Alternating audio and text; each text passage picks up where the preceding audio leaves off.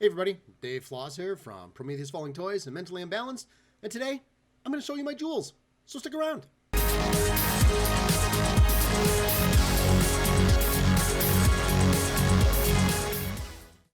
Alright, don't freak out, because the jewels I'm referring to are my crown jewels. That is the crown jewels of my Transformers collection. Now, I collect a few different things, but my main focus has always been Transformers, and I've been collecting them since I was, well, about 8 years old. Now, granted, when I was 8, I didn't know I was collecting them. I just wanted them, and I wanted to play with them. But over time, it turned out that I kept some of my Transformers and then expanded and expanded and expanded.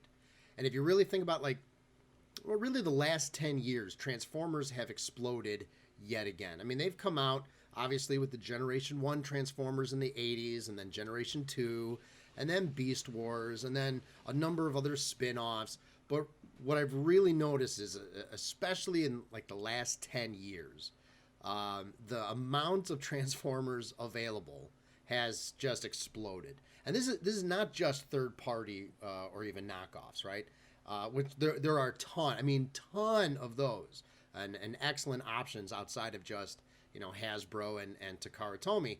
But even Hasbro and Takara have really started to capitalize on Transformers as a collecting piece, not just the toys. And we're seeing this so much with exclusive releases and Hasbro Pulse, and of course the HasLab funded Unicron and other things. We're also seeing this a lot with, and while I'm not a huge fan, but a lot of the exclusives, which clearly is targeted to collectors, people that are going to go out there and try to find these, whether it's an Amazon, Target, Walmart, GameStop, where you can only get that figure. Even Walgreens had some exclusive figures for a time.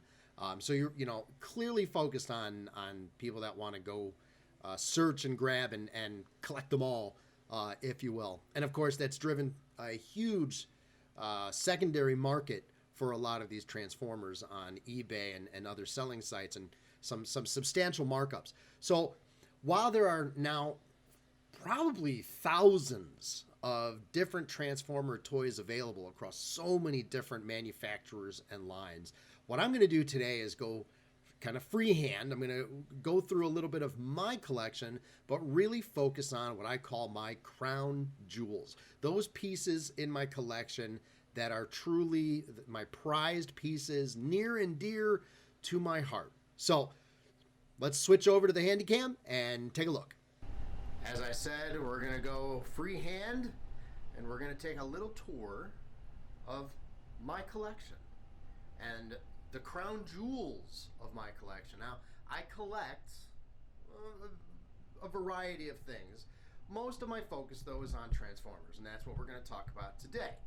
You can see that I have a number of different Transformers related items. I have some classic movie posters. I have a number of action figures. I recently picked up some of the Funko Pops, but amongst all of the various things that I have collected, Transformers related over the year, there are definitely some that I consider to be my absolute crown jewels. And some of these, most of these probably are my crown jewels because they have a story that goes with them, something that makes them that much extra special to me. So in no particular order, let's talk about this first one here, which is my Transformers #1 comic book, 75 cents with a barcode. And why is this important? Why is this one of my crown jewels?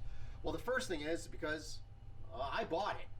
I bought it in 1984, and I was 8 years old, and this was one of the first comic books I ever picked up. I thought the cover looked cool. I had no idea what the Transformers were, but it was the entryway into what would become 30 plus years of absolute fandom. And what I learned recently is that the barcode actually is important. And the reason that is a lot of these comic books, Transformers #1, have a black silhouette of Spider-Man on them, and that was the comic store release of that comic. But the barcode original release were from newsstands.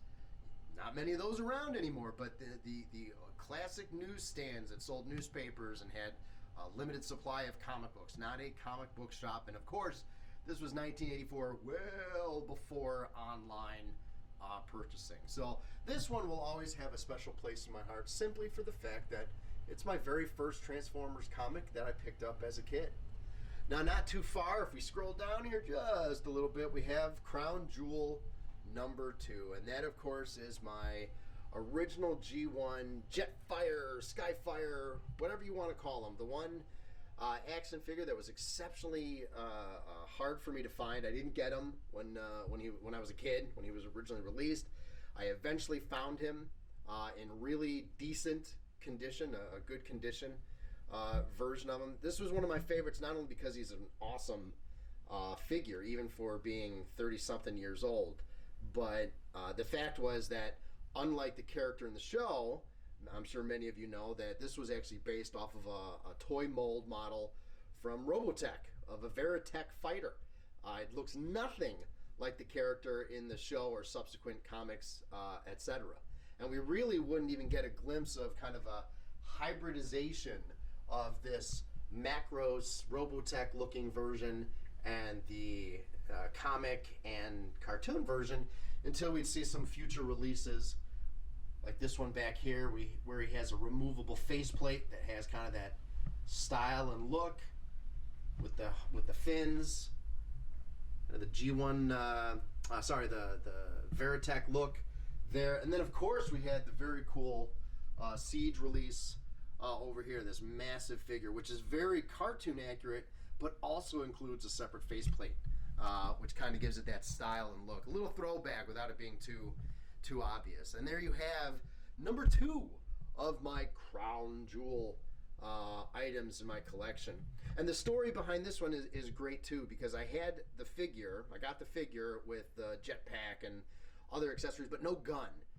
And really, I mean, Jetfire, or the Veritech, is not really complete without that awesome looking gun. And I was very fortunate that my fellow co-host, Mike Davis, from our podcasts, had the figure as a child. I don't know if he still has the figure, but he had the gun, and he was to complete the ensemble, was extremely kind and provided the gun for me to complete that figure. Now, as we move on to some of the other members of my Crown Jewel collection, here's one right here, and this is an original Generation 1 Trailbreaker. And again, this one is got a special place for me because he was my very first Transformer. And we all know, you never forget your first. You never forget your first. This is the actual Transformer I collected.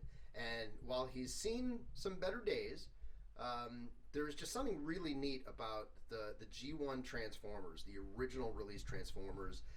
They tended to have more metal parts because they didn't have quite the advances in plastics and bearings, or not bearings, but whatever, the joints and the various aspects of them. So they're a little more heavy duty in that respect. They had the rubber tires, which was really cool, so you could roll them around, and there's just something, to be said for definitely some of the engineering that went into these toys that, keep in mind, are from 36 or 35 plus years ago.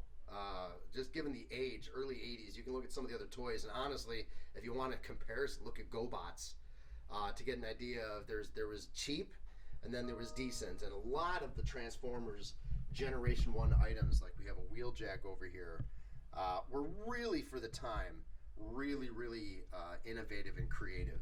But definitely Trailbreaker, being my very first Transformer, he's going to have a soft spot, and he's definitely item number 3 in my Crown Jewel collection. Now, I could go on. I could go on for days, to be perfectly honest. And there's a lot of other honorable mentions. I love Scourge and the Sweeps, and I recently picked up Studio Series 86, which I think is an awesome toy.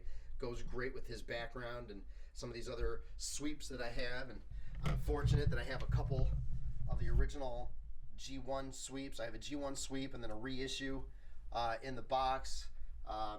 But if we're really going to talk about the Crown Jewels, right, those unbelievable Crown Jewels, I think probably the last one I want to mention is Cup. And it's going to be two parts because it's going to definitely be this G1 Cup. Again, 1986 figure. I have a soft spot for Cup as a character. He was one of the cool, especially with the 86 movie coming out with a really unique alt mode. I think his transformation was pretty interesting, the way they made it where you fold and twist his arms back into his underside. Again, by modern day standards, no. I mean, yeah, the transformation of some of these toys is unbelievable today. But back then, 30 some odd years ago, to be able to get kind of a clean looking alt mode, didn't always work out. And this is an example where, engineering for the time was pretty neat. And Cup, again, as a character. And when I say it's two parts is because I have the G1 Cup, but another figure of mine that is just one of my all-time favorites is this third-party Cup called Coot. And if with this one, it's really, other than people kind of complaining about the split in the front of his cab there, which honestly doesn't bother me at all. When you look at the details of this character, when you look at his face, when you look at the cartoon accuracy, overall, just looking at all the different details, he is an exceptional figure. I love him. I think he's great. Opinions are always subjective. I get it, but as far as fitting in with my Masterpiece line, I got Hot Rod and a few others here and a couple other third parties as well. He just looks like he's ready to pop right off the screen, which I just think is amazing. So as we kind of take a last scroll through the collection, there's a lot of honorable mentions. I mean, again, if it's hard to, it's like your children. You can't really say which one is your favorite. And some of those I've been very fortunate that I've been able to pick up some really fantastic pieces. We have the Studio Cell Unicron, which I did a short video talking about Studio Cell versus the forthcoming HasLab Unicron. He's, I think, an incredible figure. I think it looks fantastic. Wai Zhang, an item I ordered from China. We have Omega Supreme, who's, again, for the time, even though we've come out with a Siege Omega from Hasbro more recently in the last year, 2 years, going back 4 years now, on the Wai Zhang was just an incredible figure. I mean, the face sculpt and the articulation of this figure are really pretty phenomenal.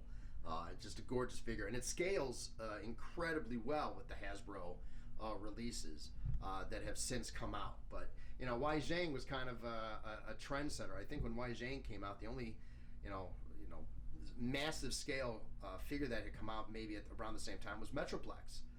So there wasn't a lot of variety then. Now the Siege Omega is also a great figure.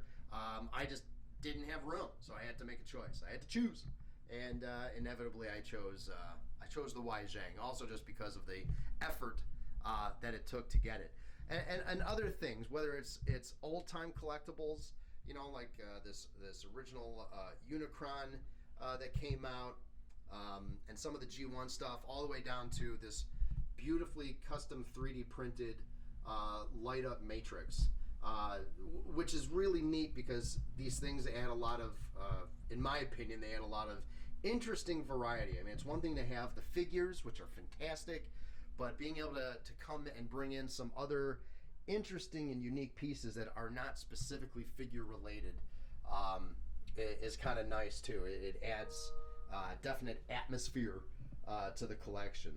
So there you have it. I hope you enjoyed taking a small peek into my collecting and Transformers, as well as those prize piece items that I collected. What are your prize piece items? What are those? It doesn't matter what it is, right? You've seen from me, it could be a comic book, it could be a particular figure, it could be something that just usually has a great story to go with it, or just something that brings up those feelings of nostalgia. Maybe it's just the thing just looks flippin' awesome. It's just an awesome Transformer toy. Whatever it is, feel free to add some of your favorites in the comments. And of course, if you like this video, go ahead and do us a huge favor and click subscribe on this video so you can see more of the content that we'll be coming out with. Thanks again. I'm Dave Floss, and we'll see you soon.